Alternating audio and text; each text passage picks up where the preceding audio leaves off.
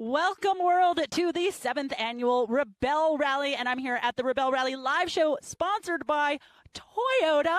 That's right, we're here at Basecamp 1 outside of beautiful Belmont, Nevada, and I'm here with my fabulous co-host, Matthew Johnson. Matthew is a professional rally driver. He's driven in the X Games, which I think is amazeballs, and his last job, he was sliding Mercedes around for a commercial. How cool is that? You get to slide Mercedes around. Have some fun for work. I figure, if this never feels like work, it just, And for instance, here I am with you. Another day, another week of having some fun. I'm so glad we finally get to work together. I am too. It's a pleasure to be able to work with Emme Hall. Obviously, she's quite accomplished behind the camera as a journalist.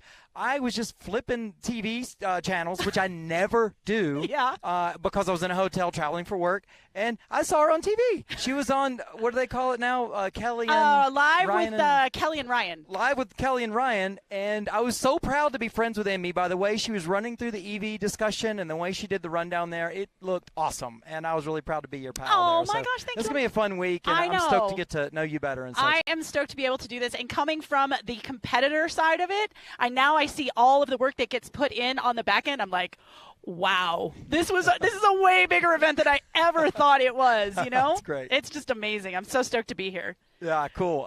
It's funny. You were one of the competitors when I'm like, I've got to go talk to somebody, and I'm like, oh, there's Emme and Becca. I wonder if they're going to give me 2 seconds or not. We'll give you 10 seconks. We'll give you 10 minutes. These two would be so focused, though. It's like, should I walk in there? Should I not? Nah, we'll leave them alone. Well, that's the thing, right? I mean, today is our first day. We've got our prologue happening. Mm-hmm. So what this is going to do is this is going to help seed the competitors for their start time for tomorrow, right? And there's advantages and disadvantages to starting first. But this is also a time for people to, shake off the cobwebs, right? They're going to go out, they're going to find a couple of checkpoints, they're going to do an enduro, and it's really it's a great day to practice. So you can kind of get your communication styles down now, you can get your mistakes out now, and then you're kind of starting fresh for day one. And even given the amount of experience you have, I mean, look at these cars sitting here. We've got I love that Defender. I'm so stoked for that Defender. Yeah, it's so cool. Oh, my gosh. Now, what I wanted to chat with you about, from the driver's perspective on the Prologue, even you, having competed 6 different times and a former winner in both of our classes, X-Cross and the four-wheel drive class, tell me, on Prologue Day, were you still a little bit nervous? Oh, yeah. Yeah, especially when you get into that enduro, because no matter what, enduros are very, very stressful. I mean, you're only doing, 30 kilometers an hour, 50 kilometers an hour, but inside the car, it's 100 miles an hour. Balls. It's so stressful. But yeah, because you know why? Because you want to do well. You want to do well no matter what, even if it's scored or even if it's not. And the enduro is all about communication between the driver and the navigator, and making sure that the navigator understands, like, well, they can't go fast through this particular section, so I'm going to have to give them a little leeway on time. And the driver needs to understand, like, hey man, that navigator is doing math in their head like this the entire time. Yeah, stressful. So, yeah. So everybody's fully 100% right there, 100% even though you're going 30 kilometers. Laser focus like this. So, Emily, Emmy, what happened in tech inspection yesterday? Oh, so tech inspection was great. I know that you put on all of those numbers. We're going to. Yeah, let's see if we can get one of my jobs. Putting on all. There you are. There we go. There you are putting all. Oh no, wait, is that you? Yeah, that's you. That's I you. look a lot dirtier there when I'm doing the stickers all day. But no, we got to get all those stickers on. Every team has to go through and make sure they have all their safety equipment. They've got their fire extinguishers. They've got their first aid kit, they've got their insurance, they've got their helmets, and that everything is all set to go.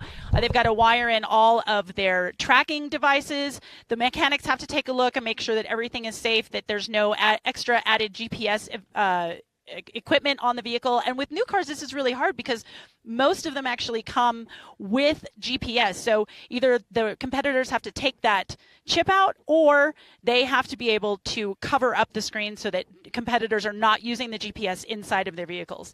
Not that any of these roads are actually on, Google Maps, because that's not how this Rebel Rally works. We're out here on the real wilds. So you're not going to find a lot of these maps on navigation, but they just need to make sure that they turn those things off for everybody. So, but now I have the head honcho, the grand fromage, the chief of all of us, and the founder of the Rebel Rally, Miss Emily Miller. Thanks, everyone, for joining us. Emily, you were going to give us a little Rebelle in a nutshell. Okay. Well, the Rebelle in a nutshell is a 10-day competition. It's 8 days of stages. 7 of those stages are scored. There's one prologue today. And there are 2 formats. We call it Rebelle format. It's map and compass challenges and enduros. And enduros can either be on time or on route. Okay. And actually, they're all on route, because if you're not on route, you're not on time. Definitely not. As you know. So, yeah, and the Rebelle is hard. You know, our stages are long. A lot of times in rally, you have shorter stages followed by transits. A stage in the Rebelle is usually 10 hours long, and the stages this year range from basically about 140 miles per day or to anywhere to 260 miles in a day. So That's these a are lot. long stages, Yeah. especially when there's no GPS, Right. no cell phones, and you're using a map and compass or a road book. Right. And you know, your maps, they're very detailed, but sometimes you give competitors very large maps, large-scale map, and then expect us to go into very detailed checkpoints. And I want you to know, as a former competitor, that's very difficult. It is very difficult by design. Oh, thanks for that. Maps are in scales of 50, 100, and 200,000 scale maps. And the whole goal is, the mission of the Rebelle is, I want competitors to come out and be great navigators and great rallyists at the finish. I don't want them to just be great at the Rebelle. I want this to open up the doors to all different types of rally, all different types of adventure, and knowing how to adjust out in the field and knowing how to adjust your brain to scale and scope is such a talent. Yeah. And you only do that by practicing. So the Rebelle is about 100 hours per rally of really great practice. You know, last year I took my car out to Johnson Valley for it was a geocache thing with cars, and they gave everybody GPS coordinates, and I'm like, well, I got the maps for this section. I'm going to bring my maps. So I brought my maps out, and I was showing everybody how to plot and do all this stuff, and then they're like, well, we're just going to use GPS. I'm like, haha, suckers, I'm going to do it the real way.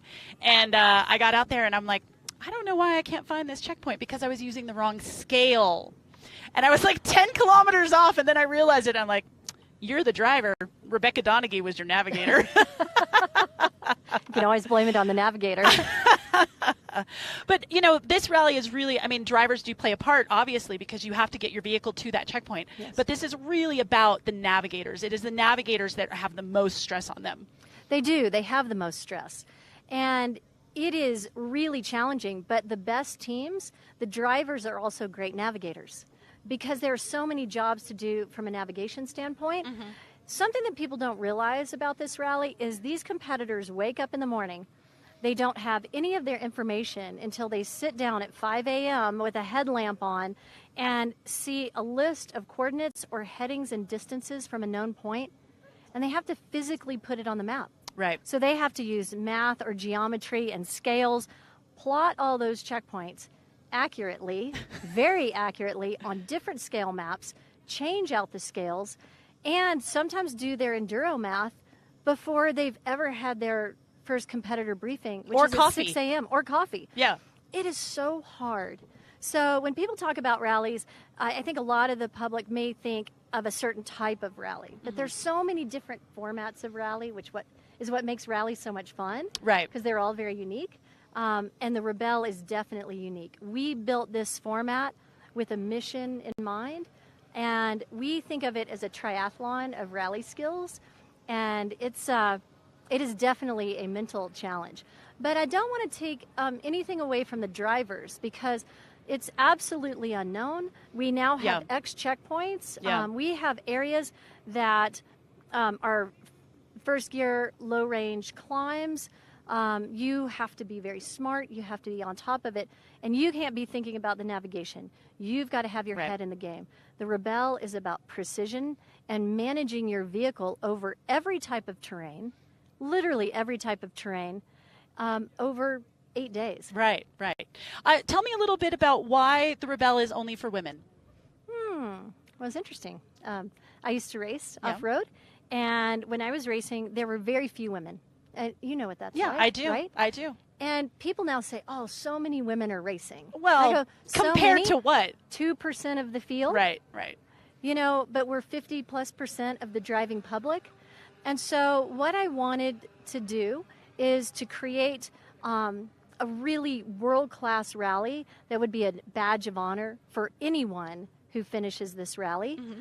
But I knew that if I opened up the field, because I get requests from men every day, you know, can we do this rally or can we do one like it?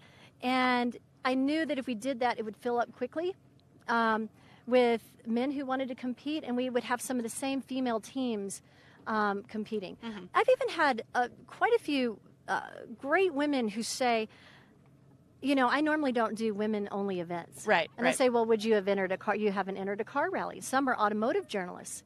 Would you have entered a rally that was just open? I said, wow, I wouldn't have. Mm-hmm. And so this is really a chance to get really valuable seat time. Right. And we need more valuable seat time. Yeah. So it's, people ask me, are we going to have one that is open? Well, we'll see. Oh my gosh, Never I would know. love that. I would love that. I would love to see the guys doing this. It would be so great. I'd be like, no, buddy, it's that way. It's that way. Well, and what's great about the Rebelle Rally, too, is that because it is only women, it encourages women who maybe don't have any motorsports experience, and they're able to come in and they can do the Rebelle University. They can do, you know, some of the trainings with last year's winner, Nina Barlow, who does trainings for you guys. And, you know, they can come in from all walks of life. I mean, you know, we've got lawyers, we've got moms and daughters, we've got sister teams, we've got, I think we have a nuclear physicist. I believe I read that. I mean, these are not people that have the access to this kind of an event. And so I think it's great to just get all of these. I mean, we have 56 rookies, right? That's amazing. That's amazing to have all of these new people come in and get to learn and enjoy the camaraderie and the beautiful, you know, our beautiful public lands here in the Western United States. Yes, it's all a learned skill. Yeah. No one was born knowing how to drive and navigate and plot checkpoints. Right. These are all learned skills. You can learn the navigation really quickly. You can learn how to plot coordinates in a day. And that is a skill that I think probably 0.00009% of the planet knows how to do. But they're really important skills. But they're achievable and they're attainable. Right. We want the rally to be attainable. Something we worked really hard on is to make sure that we had a course and a competition that a top pro who's really experienced could be on this course and be challenged. But the rookie who has no experience can be on this course and be challenged. Yeah, and that's a tough line to walk, right? It's hard. So by adding the X checkpoints, that helps a lot. All of the black diamond checkpoints, those are so difficult to get, and you have to be so precise, and that's such a challenge for the navigators. And I mean, also the drivers. Sometimes you guys put a black diamond checkpoint on the top of some hill somewhere, and you're like, Emily Miller. Actually, mostly we would say Jimmy Lewis. Jimmy Lewis is one of our course directors as well, and you know, he finds some great routes. Yeah. And I'm actually really bummed. I know you guys got some new trails this year, and I'm kind of bummed I'm not gonna get to do it. But I'm gonna get the checkpoints, and I'm gonna take my own car up here, and I'm gonna do it myself later on. Yes. Yeah. We have some great things in store. One thing that I can say about this year is that we are very remote. Yes. We are extremely remote. And I would say that we have 4 stages that are more remote than we've been in past years. Really? Yes. Interesting. I can't wait. And some new twists in the competition. Ooh, glamorous. See, I don't even know all these things yet. No. So I get to learn as the competitors learn as well. So I'm really excited. Yes. It's going to be great. It's going to be great. All right. Well, listen, I'm so glad to be here. Thank you for asking me to host the live show. It's kind of weird to not be competing again this year, but again, it's cool to see it from the other side and see that you guys actually have a harder time than the competitors do from the back side of the rally. Just wait. Wait till stage 8. Oh, great. All right. I think we have a little bit about what's going on today with our prologue. All right. So today, the prologue, like I said, this is going to be a way to seed the competitors for their start time tomorrow. Some people like to start early. Some people like to start later. It's all kind of a preference, and we can get into more of that strategy later on. But what we're going to have right now is they're going to go into their prologue. They've got about 9 checkpoints. They've got 4 black diamond checkpoints, but they're going to start off with a Rebelle Enduro. So this is what it looks like. They're going to start right there. This is our base camp. Unfortunately, we don't have base camp on there, but they're going to go up this road. They've got to keep a steady speed here, and the goal is to pass a specific checkpoint or a specific point at a very specific time. And you guys, that's really hard, right? Because going through those mountains, that's going to be slow. Going across that lake bed or whatever that is, they're probably going to want to speed there. They're going to have to keep their speed in check. And then they're going to finish up again going through what might be some really rough terrain. They don't know until they get there. So they have to really help modify their speed. The navigators are going to have to keep their drivers in check and telling them you're 2 seconds early, you're 1 second late, so that they can get to those checkpoints at the exact right time. And it's very difficult, I have to tell you, and it's very, very stressful. Oh, nice to get back here with you. I was listening to a bit of your interview with Emily. What was the secret stuff I heard at the end that you weren't aware of? I missed that. She said there were some new twists, and she said that Stage 8 was going to be really good. Yeah, and great. Stage 8 is in the dunes in Glamis, so that's some of your favorite. There's a lot. I got stuck in Glamis all the time. That's one of the things I love about this event, and just listening to Emily is you get clear about how many ways it's been approached, how many ways it's been tried, and which ways worked and didn't work, and that kind of thing. But then you start getting the mental bandwidth that's been applied to the structure that we run and how it works. Yeah, and the course is different every single year. The only constant is that we end in Glamis. That's been the only constant over 7 years. It's the only secret we can let out. Yeah, that's the only thing. We all know we're going to end up in Glamis, but in between there, we don't know. We don't know. So, well, while they're out there, we've talked a little bit about the Enduro that's going to start today. Yes. And then we're going to go talk about some checkpoints. So we'll show you a quick graphic here and explain some checkpoints. This is what they're busy out there doing, navigating with the maps and compasses. Our green checkpoints are the easiest to find. Yep. They're worth the most points, right? Yes.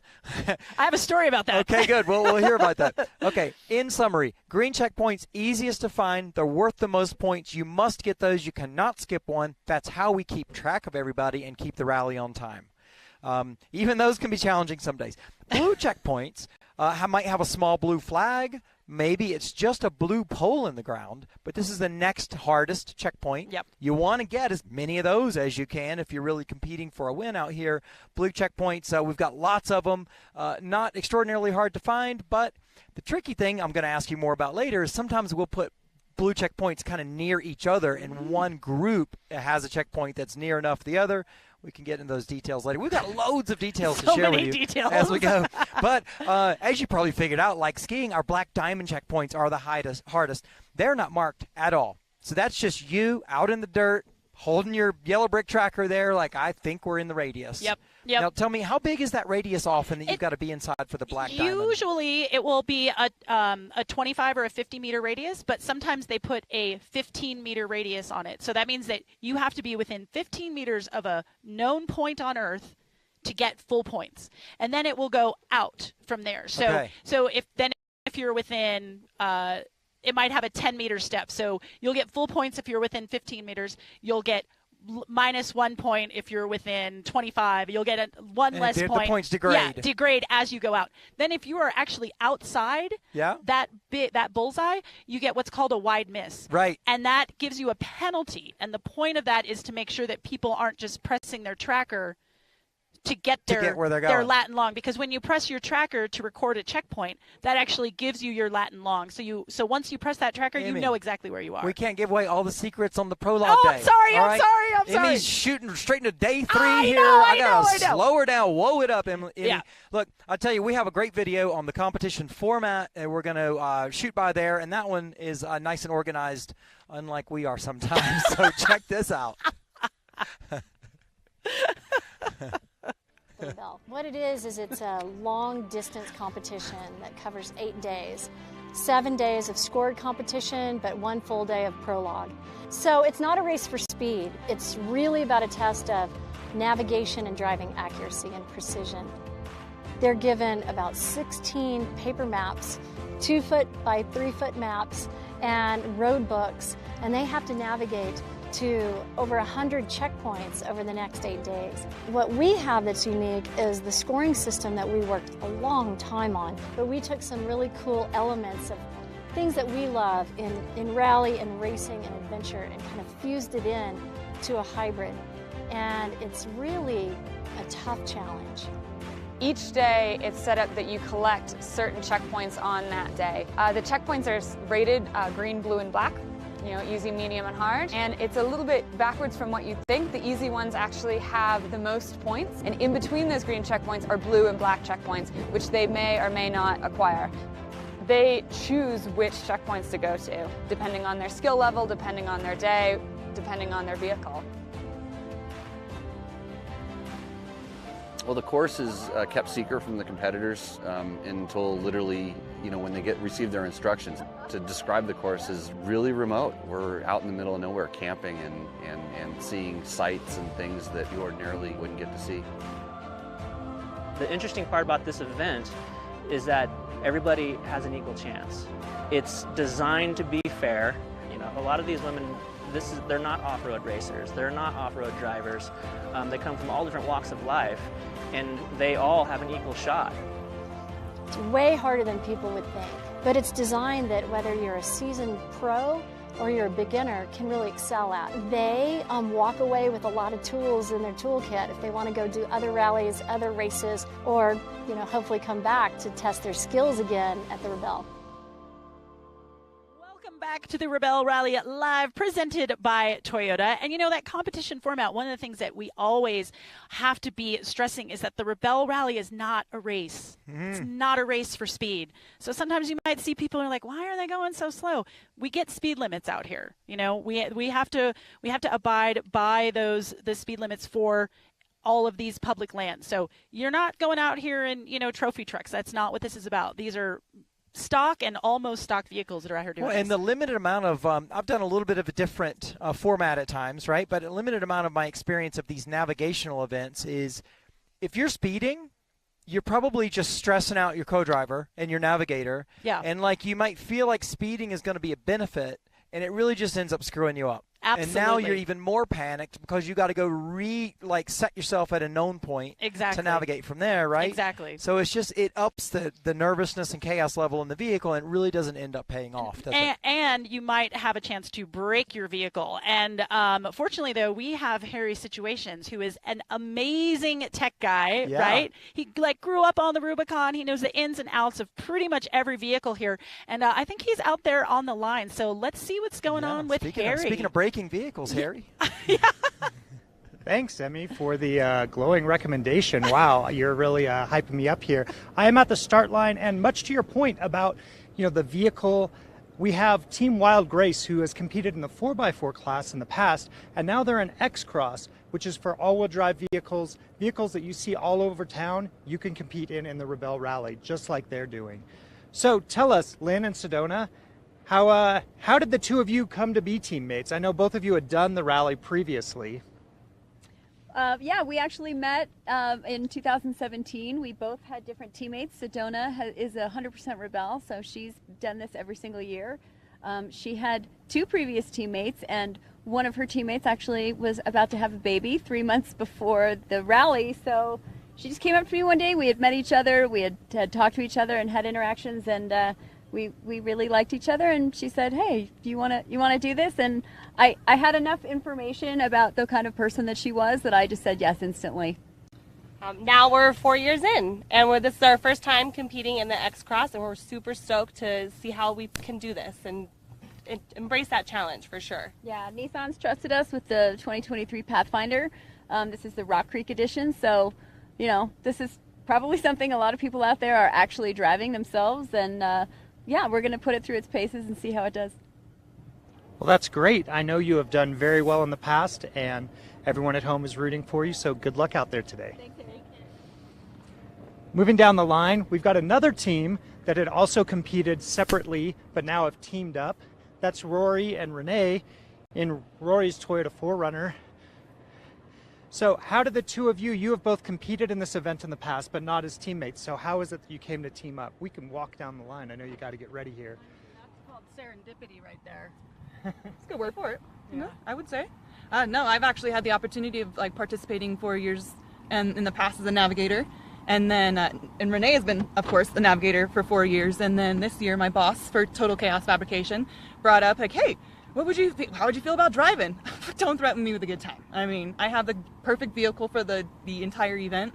And she's just dialed in, ready to go. The team made sure of that. And then, not to mention, when she brought up Renee's name to possibly sit in my right seat, I'm like, how can I not? So it was, like she said, serendipity. It was just, how can you not say yes to every question that was asked? So, Rebel, yes. You want to drive? Yes. Renee is a partner? Yes. So here we are, going to do the damn thing. And will you be sharing navigation duties? I know Emmy was talking about how that really is the pressure of this event. You know, how well you do has a lot to do with that navigation, right? So it's a lot of pressure on one person. Will you be splitting those duties or double checking each other? Or what's your plan there? I don't think that we'd be splitting it, but it is such a bonus to have a driver that has been a navigator, not once, not twice, but 3 or 4 times. It just increases our accuracy. So I actually ask her to double check if I have any sort of doubt. Like this morning, she went over 3 checkpoints that I'd already plotted. I just picked the ones. So having someone that you can confidently bounce it off of instead of saying, I think, or I hope, I think we have a better chance of knowing for certain. I think that's our advantage. Because she's already a great driver, and the fact that she's also a navigator just sort of elevates it. Yeah, if you're on a tightrope and you have a safety net under you, you can really, it takes off a lot of the pressure, right? You're comfortable as comfortable as possible. Well, it looks like it's your turn at the start line. Good luck out there and have fun. Thank you. See you guys later.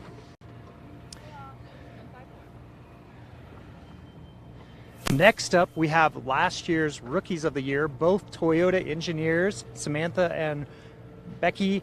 So you were our Rookies of the Year last year, and you were the She Koyas. Now this year, are you the She Tundras? How does this? What's your team name? Our team name is the Toyota Wayfinders, but this is our beautiful new 2022 Tundra. Her name is Tony. She's from San Antonio. Yeah. And what are the? Well, maybe it's a little early to tell, but I mean, you work there. You would know better than anyone. So tell us about some of the features or how this differs from the Sequoia you drove in the event last year. Yeah, so one of the biggest differences for me just driving it is it's a lot longer. The wheelbase is a lot longer, so I have to modify my driving style a little bit, but some really cool things too. I have crawl control and multi-terrain select in here. Those are some fun tools I get to play with this year that'll help me out on the tougher technical driving. And which model's Tundra comes with those features? I'm putting you on the spot. Yeah, sorry, I don't know that I can speak to that. But this one, also I want to mention that this one is a hybrid too, so we're in electrified this year. That's a little bit different for us. Oh, awesome. And so you've got all the power and range. And yeah, I mean, Toyota's been a leader in hybrid technology for years, so I'm stoked to see them applying it to the trucks. Yeah. And you two did great last year, Rookies of the Year, so have fun out there, and I'm sure it'll be another great year for you. Yeah, thank you so much. Yep. That's it for now. Back to you, Emme and Matthew. Thanks, Harry. You know, that iForce Tundra, that iForce Max, I've actually driven that hybrid, and it is so good. Cool. You get a little bit of extra power, you get a little bit of extra torque, and that's what you kind of need in here, especially when you get into the sand. So I'm stoked to see how that Tundra is going to do. One of the things I love about the new systems like this Tundra has, that terrain control and stuff like that, as you and I have been drivers a long time, we developed a pretty negative relationship with all of that kind of, we'd call it BS, and we'd mostly turn that stuff off. Right. But what's cool is these systems are getting better. The computers are working better, the sensors are working better, and now the engineer's idea for why the system was built is really doing what it does. Yeah, exactly. There's cars I'm driving on racetracks now that we leave some of the stability control on. I used to turn all that stuff off immediately. Yeah. But now it's like, it's kind of helping you go faster and safer. It's like, I guess we're going to have a little help. I guess technology is going to happen. Technology works. Here at an analog navigational rally. All right, we are going to take a quick break for a commercial, but stay tuned. We'll be right back.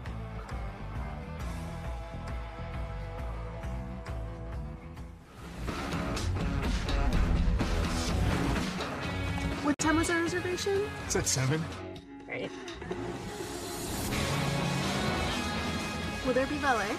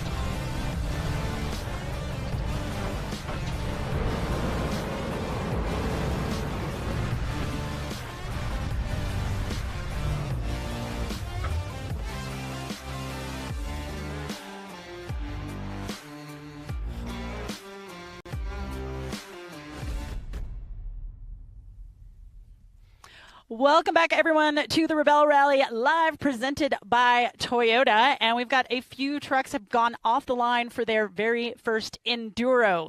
Prologue Enduro, but still an Enduro. Yeah, we've just seen Rasa and Leeway, Team 156, pull away in their early gen Tacoma. Awesome. Love that one. That vehicle's been here several years. And April and Chelsea are on the line there, the 107. And these trucks are leaving every 2 minutes. Is that what we've got on there? Every 2 minutes. Every 2 minutes. For an Enduro like this, it gives a little space. It does mean we're going to have vehicles leaving for the next hour and a half or so. Plenty of more time for these folks over here to be real nervous about how they're getting behind because those have left I know, already. those guys have left, and there's still, it looks like 50 cars over here. Oh, my God, people are leaving. What are we doing? Why am I brushing my teeth? I shouldn't have time for this.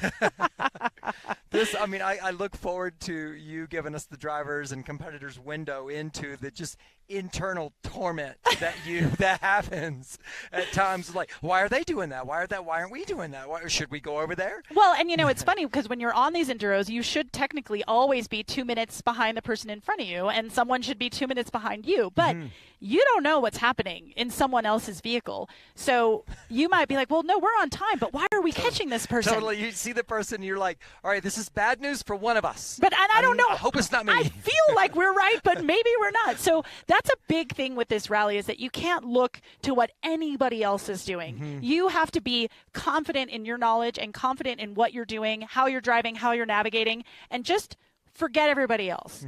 Now, having said that, maybe if we were over here and we saw somebody that we knew was good over there, maybe we might double check our stuff and be like, yeah. But in general, you're running your own rally. So let's be really clear about it. What I'm told is that you and I are going to be challenged with some sort of an Enduro-y thing later. I don't know. I don't want to talk much about that because I don't really know how that's going to go. It may go so poorly and no one ever sees it. But let's just simplify what an enduro is for anyone at home there, the on-time enduro is you're literally driving down a road, and if you get your average speed correct, you're going to roll by a little sign on the side of the road at precisely the second you want to roll by there. Correct. And we have a wind, kind of like those Black Diamond checkpoint circles. We have a window of seconds, and if you're within that window, you get full points, right? Right. And then on this enduro, it achieves, it's a point scoring opportunity, but it achieves getting us where we need to go out to do other navigational challenges. But to be clear, this morning it's an on-time enduro. A different style of enduro is an on-route enduro.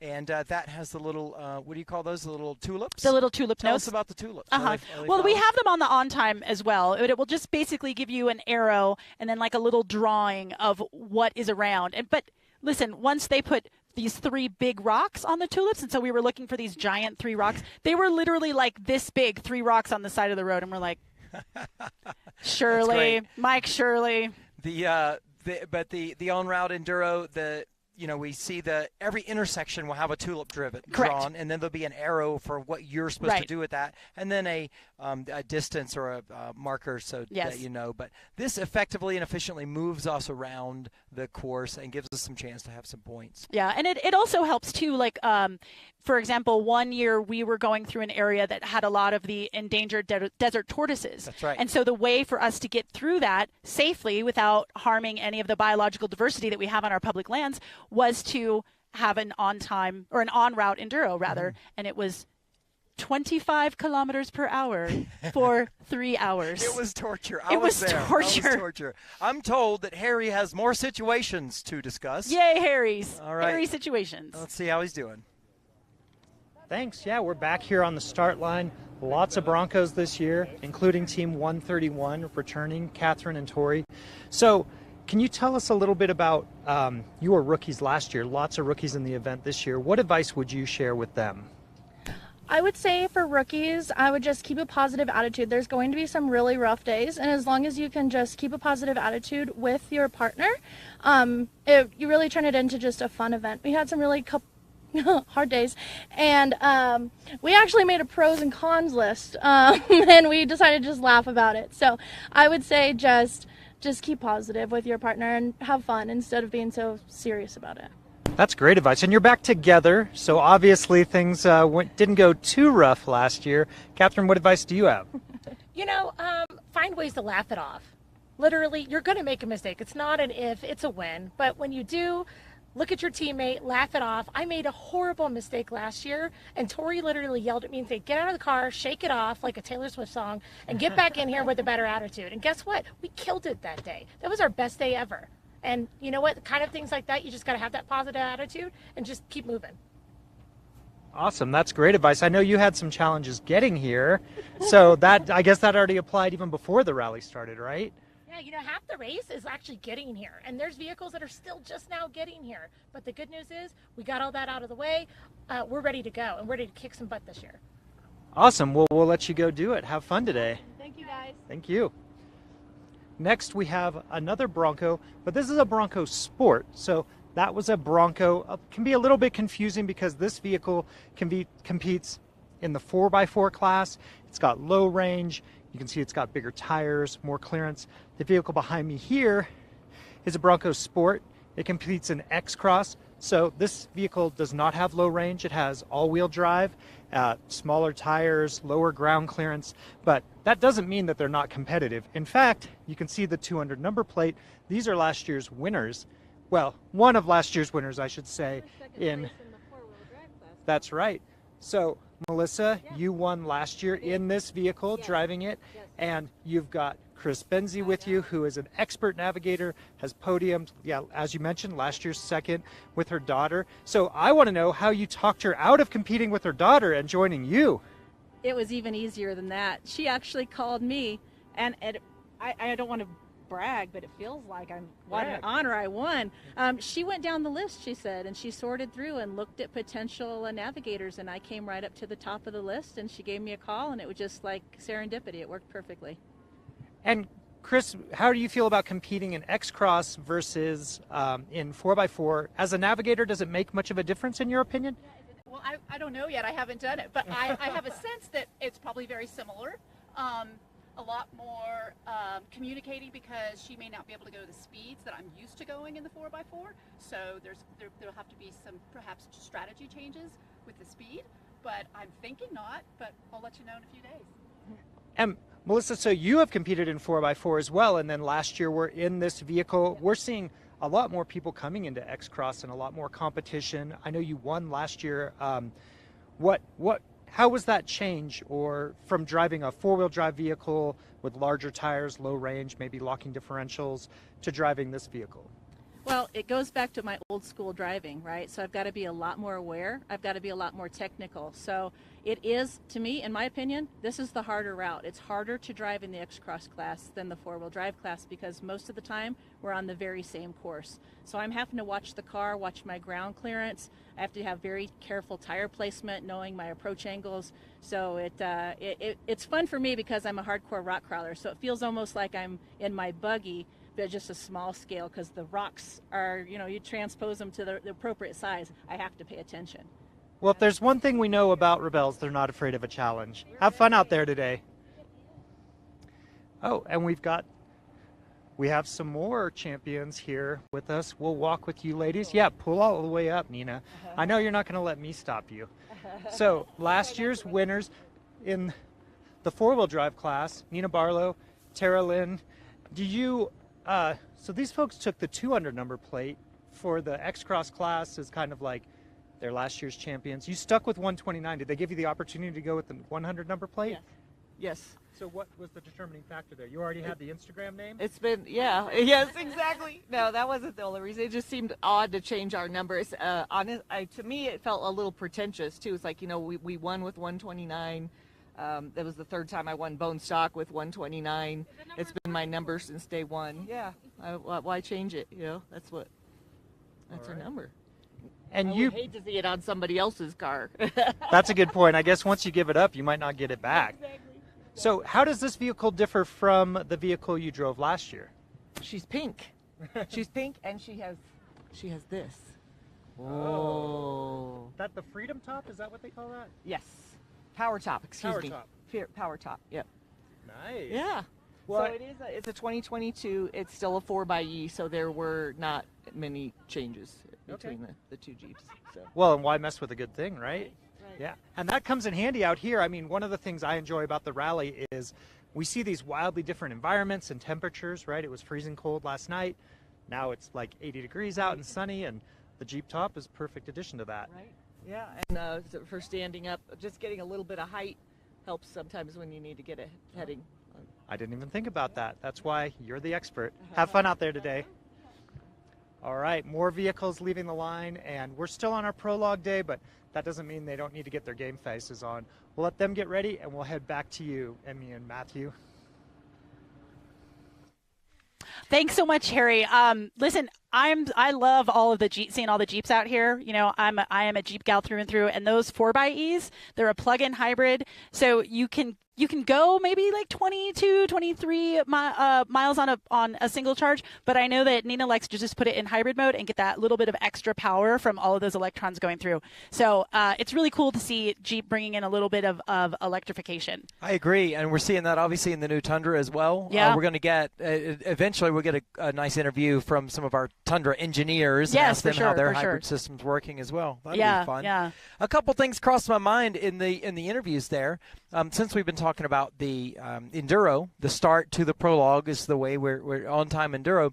Chris Benzie, she's the one with like the system. I don't know what the system is. I don't know what the system is either, but it involves like nails major spreadsheets, and she's got, listen, Rebecca and I would always do our intervals so we knew at every kilometer what time we should be at. Sure. But I feel like she does it down to the 30 seconds. Well, if you were 40 years in the aerospace industry, you might would know. be nerding out a couple levels of detail more than you do so far. Yeah. That's why, it's one of the coolest things about the Rebelle for me as well is like, these are some really accomplished folks. Yeah. You're shoulder to shoulder with some badasses. Yeah. And it's cool. Yeah, and you're yeah. just out of the woodwork. You're like, you what? I know. That's your daily life? That's what you do? I know. I'm like, it's really cool. You know, it's No, surgeons and engineers and physicists and other just all kinds of awesome. And then there's just folks like you and I that yeah, talk we're just about we just talk about cars. I don't do anything smart. Nothing smart. You know.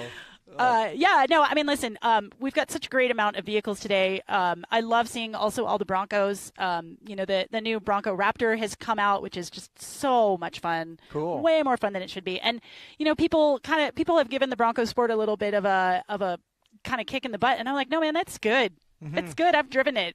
We did some stuff where I was like, we're not No making way. it up No now. way is this We're thing not gonna- making, and it just went, yep. Tell me what I can't do. So, you know, people, like Emily Miller always says, the vehicle in your driveway is much more capable than you think. As long as you slap some good tires on it, you'd be amazed where you can go. Completely agree. I think that's a really cool piece of this event. Like, Yeah. Yes, maybe you can use all that capability if you bring a pretty gnarly, you know, vehicle here, but you might be able to just take your grocery getter and put some, you know, Pirelli Scorpions on it and come out here and win the Rebel. That's right. I mean, we've got a BMW X5 that's out here, which I think is pretty cool. I can't wait to see how that guy does. Yeah, it sounds good. I know, too, right? It sounds good, right? It's pretty good. Yeah. So you remember how we were just talking about the Enduro and how difficult it was? Yes. I think we were challenged over the live. Oh, is that what they were telling me? Yeah. Like a minute, you heard me bring it up a little while ago. and I was like, yeah. what are they I think talking about? I think they're challenging us to do an Enduro. So the live crew, the folks in the trailer, it's like, you know, Yeah, Man they in wanna High see- Castle or whatever. I didn't watch enough of that show, but it's like the wizards behind the curtain have. The question is though, who's going to have the hard job of navigating? Yeah. Maybe him. How badly do you want to do? I know, but I think that we should actually try. No, I think we should too. I know they're hard, and we're not going to have under any other stresses associated with us doing it because it's clearly for fun and education for our viewers. Right. But let's try our best. Yeah. Let's actually see how well we can do it. I mean, the whole reason I wanted to do the live show this year and not compete was so that I didn't have to do Enduros, and yet here I am. So obviously it was meant to be. That's great. Well, listen, let's talk a little bit about how people can follow, because we're going to be out here for 8 days. Yeah, we will. Right, 8 days. Some of them are going to be hotter, colder, longer, shorter than others. Yeah. Hopefully no 60-mile-an-hour windstorms. Oh, my gosh. Hopefully not. That was crazy. What an adventure last year was. We've got a video about last year we're going to share with you guys at some point, but we'll get to that when we do, maybe tomorrow or something. Yeah. But how to follow here, let's talk about our socials. Yeah, so you can always go to www.rebelrally.com/live, and that will give you, our show, our lovely faces here, along with Harry, and later on we'll see the fabulous Miss Katie Kunkel will be joining us. You can also, of course, on all of the socials, Rebel Rally on Instagram, we've got on YouTube, we're on the Twitters, we're on the Facebook, so there's a lot of different places that you can follow us. And listen, tomorrow morning we're live at 6:45 in the morning Pacific time. Mm-hmm. If you don't want to get up that early, I don't blame you. You can come back and watch it because they're all still going to be posted and Totally. recorded. You can watch them in order, leave them playing in the background, hear us say something that's interesting, and go and record it reverse a few seconds and see what we're talking about. Exactly. We can see the Kia X-Cross there on the screen. Yeah, that is the Kia Sportage, I believe. Yes. Yeah. In fact, I was working an event with them when you came as a guest. Oh, that's right. Remember that? Yeah. A couple months ago. Anyway, speaking of capable vehicles, the X-Cross Sportage got up a lot of inclines that we didn't really expect either. Yeah. Which is so cool. If the driver has the intention, you can accomplish lots of Well, things. and Verona is a rally driver like yourself. Yeah, that's how I met Verena. Yeah. Yes. Yeah, and Tana, expert navigator. Yeah. So I'd say we're going to probably have to, need a day of getting our wits about us, but we should start chatting about, like, they're going to be in contender for sure. Yeah, for sure. X-Cross is going to be really tight this year, and these folks are going to be good ones to watch. Yeah. So I think we've got, now that we're starting up and we've got our first day and some really fun things are going to happen. Why don't we see what happened last year? Yeah, out on course. Yeah. We got some awesome let's video. Let's roll that footage and see the event. cool stuff that happened last year.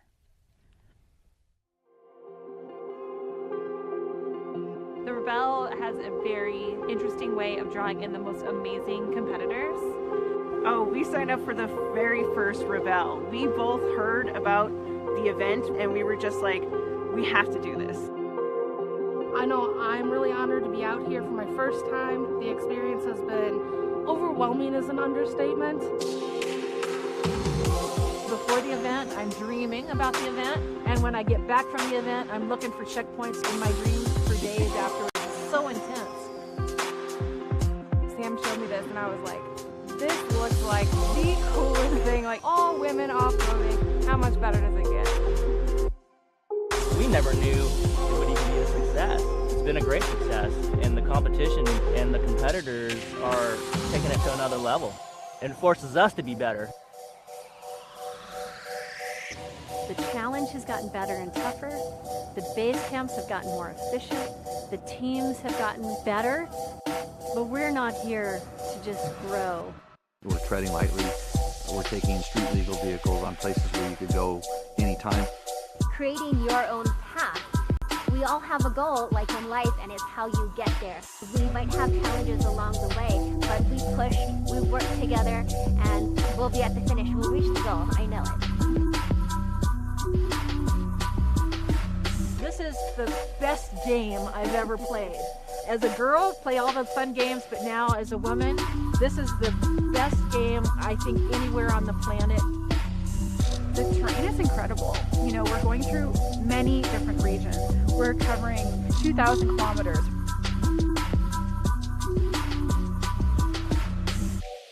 We're in some completely different places this year, and there's been a lot of weird weather out here, so I think we just have to be able to expect the unexpected.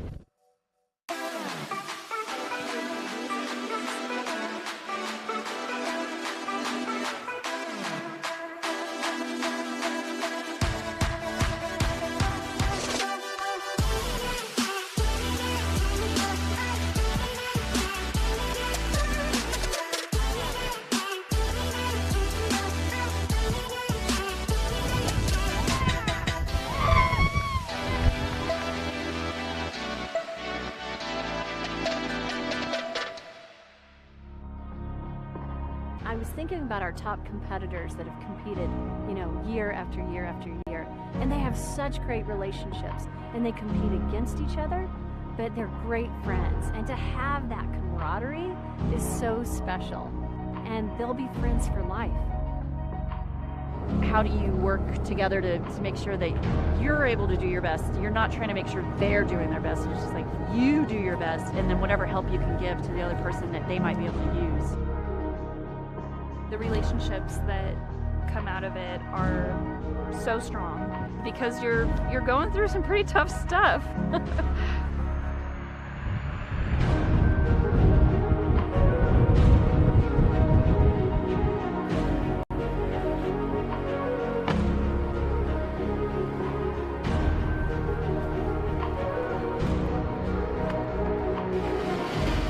I find that every year that I compete in the Rebelle, I learn something new about myself.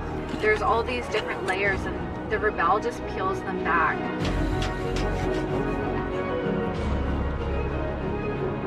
There's a lot of moments that are tough and trying, but man, at the end of it, I feel so incredibly accomplished.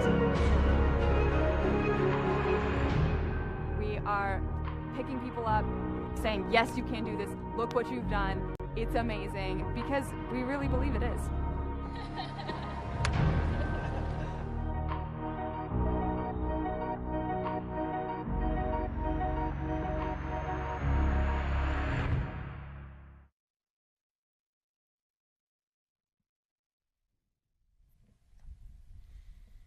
Welcome back. That's a great little review of 2021's our 6th edition of the Rebelle. I loved having a look at that and remembering some of the cool terrain that we got to see each year. It's such an amazing course, designed by Jimmy and Emily, and that windstorm that was just put a kink in everything. Every single thing, but what was including amazing, underwear, everything kinked. But what was amazing is how the Basecamp people came together and we all solved the problem, and in the end, everyone got fed, everyone slept. So I just want to bring up really quick, as we're chatting with Harry in a minute, you can see the Renewable Innovations trailer in the back of Yeah. that shot over there. Renewable Innovations has been an incredible partner since you've been here every year. Yeah. Do you remember the rattle of like 12 different generators So around many camp? generators. So many generators. Literally, and, it was such a mismatch of being in a beautiful place Right. like this, camping 12 feet from a rattle box all night long. And and now we Oy. have the solar power, which is amazing. It's powering all of this equipment right here. We're getting this satellite signal out to the entire world, and it's all thanks to Renewable Innovations. So Yeah, I can't wait to nerd out with them later. We're going to interview them and take you around. So anyway, let's shoot back out and Yeah, see let's see what Harry can show us about the start line. All right, we've talked to a few teams that have gone from the 4x4 class to X-Cross. Now we have some folks mixing it up going the other way. Mercedes and Emily competed last year in X-Cross, and now you are in a Jeep 4xe. So tell us what your anticipation is going into the 4x4 class. I'm Mercedes, this is Emily. I'm navigator, obviously driver. I think going into the 4x4 class, it's going to be tougher. It's going to be a lot wider, different terrain. I think it's definitely going to be a challenge. But I mean, the Jeep Wrangler Rubicon 4xe is one of the most capable vehicles that are out there. Brand new 2023. We're in the high velocity color, so the bright yellow you can see from space. So we're loving it. And yeah, we're excited. I'm definitely excited and anticipatory as a driver. And Emily, what are your thoughts? Well, I don't go off-road 4x4 very often, so I'm a little nervous, but I trust Mercedes and I trust the Jeep, so I told her if my eyes are closed, just keep driving and I'll just tell her where to go. But I think it'll be fun, and I can't imagine a more comfortable car to try 4x4 in, so I'm excited. Right. And the biggest thing is keep the vehicle comfortable, keep her comfortable, because she's never done 4x4 class before as far as navigation. The second she's like, nope. And that's okay. That's totally okay. It's a team effort, and I'm happy to be here again with her. Yeah, well, you're back together. And who do you have on the dash there with you? Is that your? I thought your third teammate was your vehicle. It is. This is kind of the fourth teammate. He got a little nose job. My sister from Germany fixed him up nice and good. But this is Bert, the traveling bunny. He's a little disgusting right now, but he's been since 2018. He started at Easter Jeep Safari, actually in a Jeep, in a Brute, AEV Brute converted before the Gladiator came out, and has been with us ever since, all over the world. Awesome. Well, if it makes Bert feel any better, we'll all be disgusting by the end of the week of camping and rallying. I'm already that way. Have fun and good luck out there. Behind them, we have Susie McBride from Iridium, who is... Hello, how are you doing today? So I'm always amazed that you can even go without your phone for the week. Like, how is that the biggest challenge of this event for you, or what is the biggest challenge? Well, that's the best part. I think it's kind of nice to be off the grid for a week. Biggest challenge, I think, is just getting back in the groove. Heidi and I have done it now. This is our second year, and so just kind of getting back into the routine and not getting lost and not letting your ego get in the way. And have you done any preparations together off season to prepare for this year? Not as much this year. Last year we did. We did several training last year, but this year just kind of our own practices. So we'll see if we got it still when we get out there today. Well, regardless of how it goes, make sure you have a good time out there. And we know you're super competitive and super smart, and you have all the skills you need to win. Appreciate that. We only have 3 rules. Don't die, stay friends, and finish. And if we do that, we've had a great race or rally. Well, those are great rules. We're definitely going to be sharing those with others too, if you don't mind. No worries. Have fun. All right, take care. Thank you.